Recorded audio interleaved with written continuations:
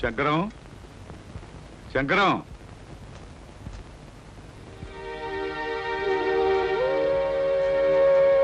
అమ్మా సీత స్టవ్ మీద వేడి నీళ్ళు ఉన్నాయి దించేయి. అలాగే అత్తయ్య.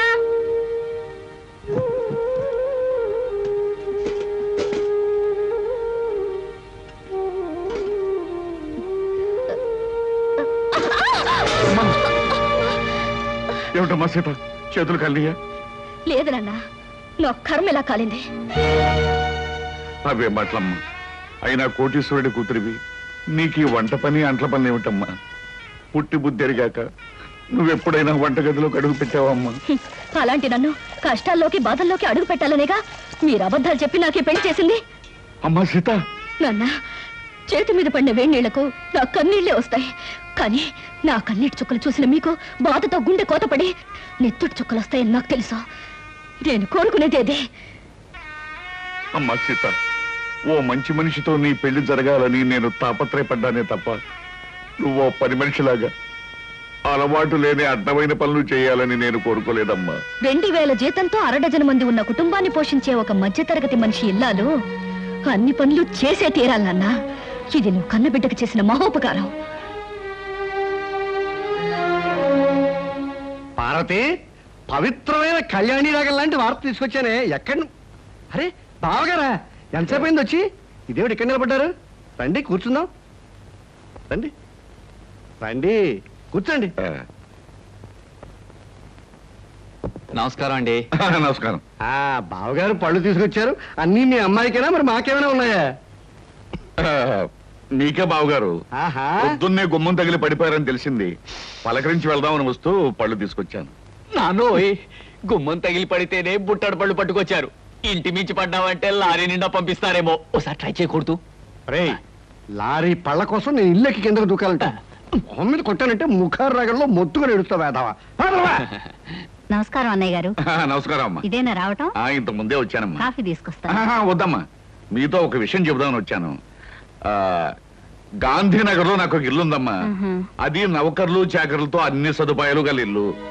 ఊరికినే పడి ఆడటం ఎందుకు, మీరందరూ కలిసి దాంట్లో మారితే బాగుంటుంది అని అనిపించిందమ్మా. ఏమిటి, నౌకర్లు చాకర్లు అన్ని సదుపాయాలు ఉన్న ఇల్లా? ఛాయరాయ కీర్తన లాంటి శుభవార్తని కాస్త ముందెందుకు చెప్పలేదు బావగారు? రేపే ఇంటికి మార్చేద్దాం. అవునా? చక్కగా ఒక గదిలో నువ్వు తలుపులు మూసుకుని సంగీతం పాడుకోవచ్చు. మరో గదిలో గదుల మాట ఎలా ఉన్నా నౌకర్లు సౌకర్యాలు ఉంటే సీతకు నాకు పనులు తప్పుతాయి. తప్పకుండా మారిపోతాం అన్నయ్య గారు.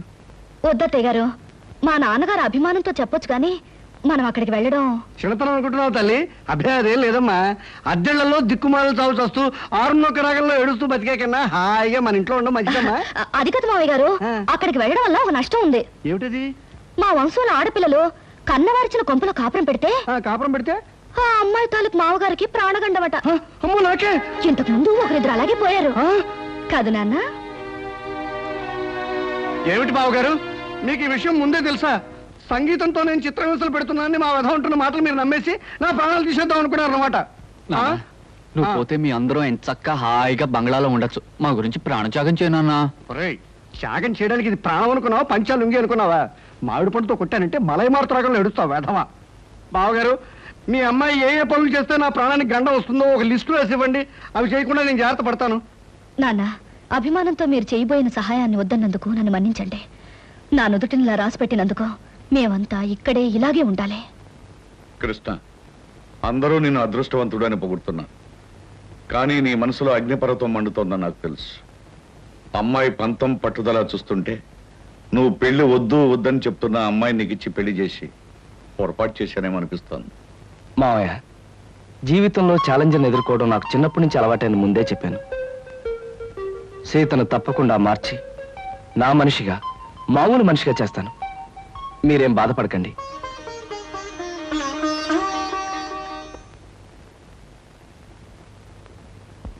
ఏమండి, ఇవాళ మన హౌస్ ఓనర్స్ వెడ్డింగ్ డే అట. సాయంకాలం పార్టీకి పిలిచారు. పెళ్లి రోజులు అనేవి ప్రతి జంటకి వస్తుంటాయి. కాకపోతే కొంతమందికి సంతోషమైన రోజు, మరి కొంతమందికి విచారమైన రోజు. సాయంత్రం పార్టీకి వెళ్ళినప్పుడు వాళ్ళకి బహుమతి ఇవ్వాలి. ఈ 500 తీసుకెళ్ళి ఏదైనా కొనుక్కురండి. ఈ నెల ఇంటి ఖర్చులో ఇదొక ఎక్స్ట్రా అన్నమాట. అయినా ఈ మన్మధరావు వెడ్డింగ్ డే చేసుకోకపోతే దేశానికి ఏమైనా నష్టమా? సవ్యంగా పెళ్లి చేసుకున్న వాళ్ళకి వెడ్డింగ్ డే అనేది ఓ పండుగ లాంటిది. 4 గంటలకల్లా పార్టీకి వెళ్ళాలి. ఏదో ఒకటి తీసుకురండి.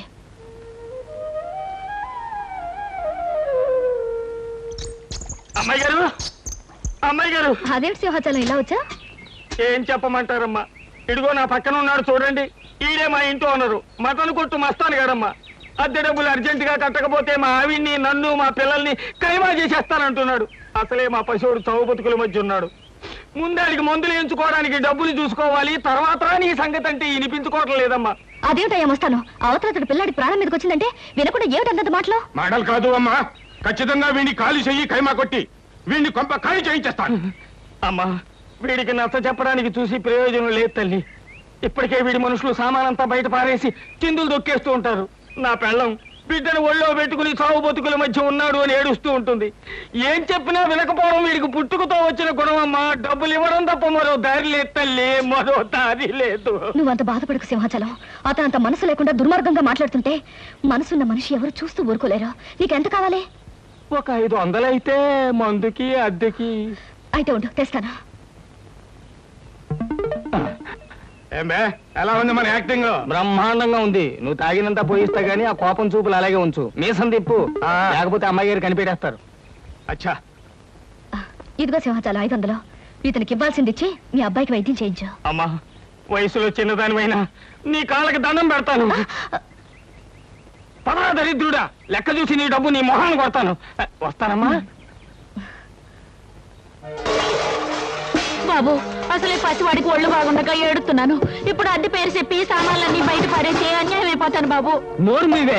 నాకు అద్దె డబ్బులు ఎగ్గొట్టి మీ ఆయన సొమ్ములన్నీ సీసాలు తగలేస్తుంటే నేను నోరు మూసుకుంటావాలా? ఈ ఒక్కరోజు గడివే ఉండి బాబు, రేపు మీ డబ్బులు మీకు ఇచ్చేస్తాను. అదేం కుదరదు, ఇప్పుడే ఇచ్చి తీరాలి. కృష్ణ బాబు, కృష్ణ బాబు. ఏమిటి మంగమ్మ, ఏం జరిగింది? 3 నెలలు అద్దె బకాయి పడిందని ఇంట్లో సామానంతా ఈదులో పడేస్తానండి పెద్ద మనిషి. 3 రోజులుగా బిడ్డ ఒళ్ళు అగ్గిలా కాలిపోతున్నా, ఆసుపత్రికి తీసుకెళ్ళడానికి కూడా డబ్బులు లేక బాధపడుతున్న దాన్ని. ఇప్పుడు ఈ అద్దె డబ్బులు ఎక్కడి నుంచి తెచ్చేయగలను బాబు? అవును, సింహాచలం ఏమయ్యాడు? వాడే సవ్యంగా ఉంటే మాకు ఇట్టండి కట్టాలి ఎందుకు వస్తాయి బాబు? కృష్ణ బాబు, నా కాపురాన్ని మీరే నిలబెట్టాలి. నా బిడ్డ ప్రాణం మీరే కాపాడాలి బాబు, మీరే కాపాడాలి. బాబు వెళ్ళు. రండిరా. ఓయ్, ఆ సామానంతా లోపల సర్ది వెళ్ళండి. అలాగే అయ్యా. మంగమ్మ, ఇదిగో డబ్బు. ఇంటి ఖర్చులకి, కుర్రాడి హాస్పిటల్ ఖర్చులకి ఉంచు. మీరు నిజంగా దేవుడు బాబు. మంచి సమయానికి చల్లని మనసుతో వచ్చి మమ్మల్ని కాపాడారు. మీరు 1000 సంవత్సరాలు బతకాలి బాబు. సీత, సీత. ఏమిటండి ఇంత ఆలస్యంగా వచ్చారు? బహుమతి ఏం తీసుకురాలేదా? లేదు సీత, అనుకోకుండా ఓ సంఘటన ఎదురైంది. మన సింహాచలం లేడు, ఇంటి వనరు డబ్బు ఇవ్వలేదని వాడి సామాన్లన్నీ బయట పారేశాడు.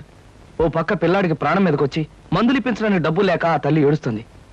ఆ పరిస్థితి చూస్తే నాకే కళ్ళలో నీళ్లు తిరిగాయి. అసలు ఒక డబ్బున్న వాడి పెళ్లి కానుకి ఖర్చు పెట్టడం కంటే ఓ పేదవాడి బ్రతుకి ఖర్చు పెట్టడం మంచిదని చెప్పి ఆ డబ్బు వాళ్ళకే ఇచ్చేశాను. చాలా అద్భుతంగా ఉంది మీ అబద్ధం. ఏమిటి సీత, ఏమిటి నువ్వనేది? ఏమీ తెలియనట్టు నటించాలని చూడకండి. నాకంతా తెలుసు. పొద్దున్నే సింహాచలం వచ్చి నా దగ్గర పరిస్థితి అంతా చెప్పి 500 తీసుకెళ్లాడు. ఆ విషయం తెలియక తమరు తెలివిగా అబద్ధం ఆడాలని చూశారు. అదిగా సీత, నేను చెప్పేది. చెప్పడానికి ఏముంది? అబద్ధం మీద అబద్ధం తప్ప. మన పెళ్లి జరిగాక మీరు మారారనుకున్నాను, కానీ ఇప్పుడు అర్థమైంది మీరు మారలేరని. అది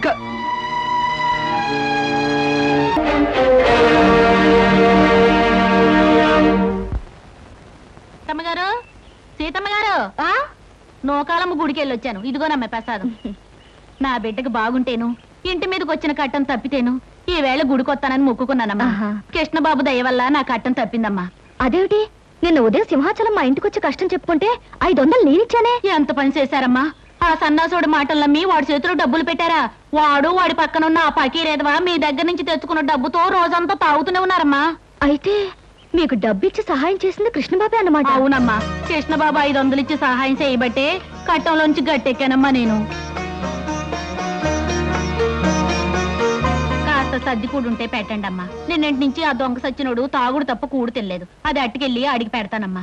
అదేమిటి మంగా, బిడ్డ చావు బతుకుల మధ్య ఉంటే కూడా పట్టించుకున్న ఆ తాగుబోతుకి నువ్వు అన్నం పట్టుకెళ్తానంట? బుద్ధి లేదు. ఎవరు తిండి పెట్టకుండా ఉంటే వాడే మారు దారిలోకి వస్తాడా? అదేం మాటలమ్మా? కట్టుకున్నవాడు ఎలాంటి వాడైనా ఆడదానికి దేవుడమ్మా. వాడు అబద్ధాలు చెప్పాడని, తప్పు చేశాడని వాడి మీద కోపం తెచ్చుకుంటే నేను ఆడదాన్నట్టగవుతానమ్మా. ఉండు, అన్నం తెస్తాను.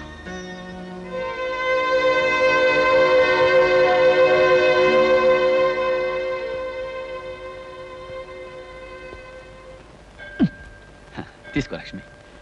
ప్రతి శుక్రవారం సినిమా రిలీజ్ లాగా నువ్వు గుడి వంగతో రావటం, మన ఇద్దరం కలుసుకోవడం, నేను కొబ్బరికాయ ముక్క ఇలా తింటాం నాకు చాలా నచ్చిన ప్రోగ్రామ్ అనుకో. ఎంతకాలం ఇలా గుళ్ళోను బళ్ళోను కలుసుకోవడం, తొందరగా పెళ్లి చేసుకుంటే పోతుందిగా. నువ్వు చెప్పింది కరెక్టే అనుకో, కానీ చూడు హిట్ ఫిల్మ్ లా మన ఇద్దరం గాఢంగా ప్రేమించుకుంటున్నాం.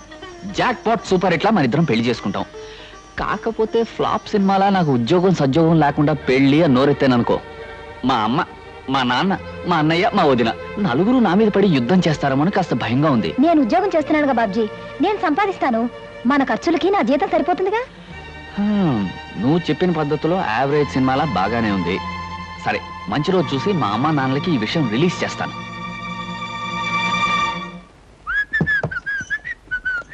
ఏమయ్యా బాబ్జీ, ఇలారా. ఏడొదినా? కాస్త కూరలు తరిగి పెట్టు, నాకు వేరే పనుంది. కూరలు తరిగి పెట్టడమా? అవునయ్యా, అవతల నాకు చాలా పనులున్నాయి. నువ్వు ఈ పంచే. అది కాదు వదినా, కూర తిని పెట్టమను, తిని పెడతాను. అయినా నేను కూరలు తరగడం ఏంటి? సరే, నువ్వు వెళ్ళి నీ పని చూసుకో, నేను తరిగి పెడతాను, నాకు ఇది అలవాటే.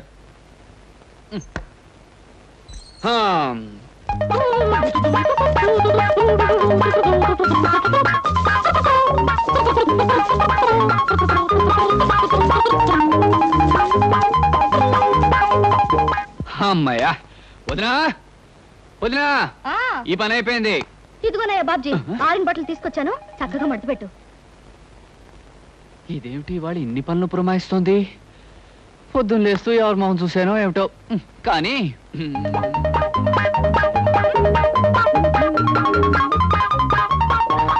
వదినా, ఇదిగో మడత పెట్టేశాను. అమ్మయ్యా. ఉండోయ్యా, 2 బిందెలు నీళ్లు తెచ్చిపెట్టు. అలాగే.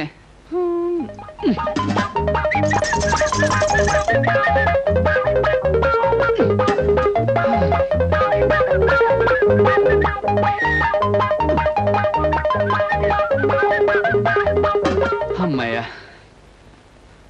వదినా, అదిగో బిందులతో నీళ్లు పెట్టేశాను. ఇంకేమైనా పని ఉంటే చెప్పు. అయిపోయిందని నీ వెళ్ళడం ఆపి నువ్వు చెప్పడం ఎందుకు? అన్ని పనులు చాలా చక్కగా చేసావు. Very good. నువ్వు ఒక మంచి హౌస్ హస్బెండ్ అవుతావు. హౌస్ హస్బెండా? అదేమిటి? ఇంటి పట్టు నుండి పని చేసుకునే ఇల్లాల్ని హౌస్ వైఫ్ అంటారు. అలాగే ఇంటి దగ్గర నుండి పని చేసుకునే మగవాణ్ణి హౌస్ హస్బెండ్ అంటారు.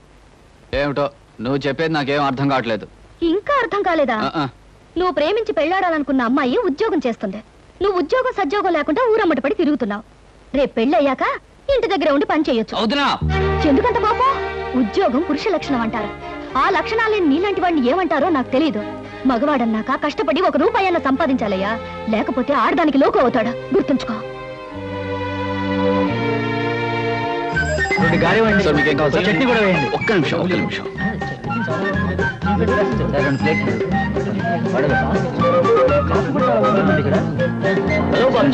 హలో కుమార్, ఏమిటో మొబైల్ క్యాంటీన్ రన్ చేస్తున్నావు?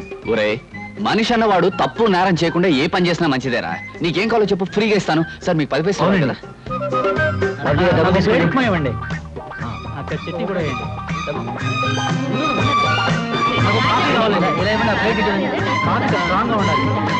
వదినా, వదినా, వదినా. ఏమిటయ్యా బాబ్జీ, ఏదో లోకానికి గెలిచిన వీరుల్లో అంత హుషారుగా ఉన్నా? ముందు ఈ స్వీట్స్ తీసుకో వదినా, తీసుకో. తన కాళ్ళ మీద తాను నిలబడి తన కష్టంతో సంపాదించింది రూపాయన మనిషికి ప్రపంచాన్ని గెలిచినంత ఆనందంగా ఉంటుంది వదినా. ఇదిగో మొట్టమొదటిసారిగా నేను సంపాదించిన డబ్బు. నాకెందుకయ్యా, తొలి సంపాదన తల్లికి కానీ తండ్రికి కానీ ఇవ్వాలి. వెళ్ళి. వదినా, మా అమ్మా నాన్న నాకు జన్మనిచ్చుండొచ్చు, కానీ మాటలతో నన్ను మార్చి నాకు బ్రతుకునిచ్చావు. పుట్టడం గొప్ప కాదు, పుట్టినందుకు మనిషి ప్రయోజకుడు కావడం గొప్పనే నా కళ్ళు తెరిపించావు. అందుకే మా అమ్మా నాన్నల కంటే నువ్వే నాకు ఎక్కువ. ప్రతిరోజు దండం పెట్టుకుని పూజించవలసిన దైవం నువ్వే గనక నా మొదటి సంపాదన నీకిస్తున్నా. తీసుకోవద్దునా.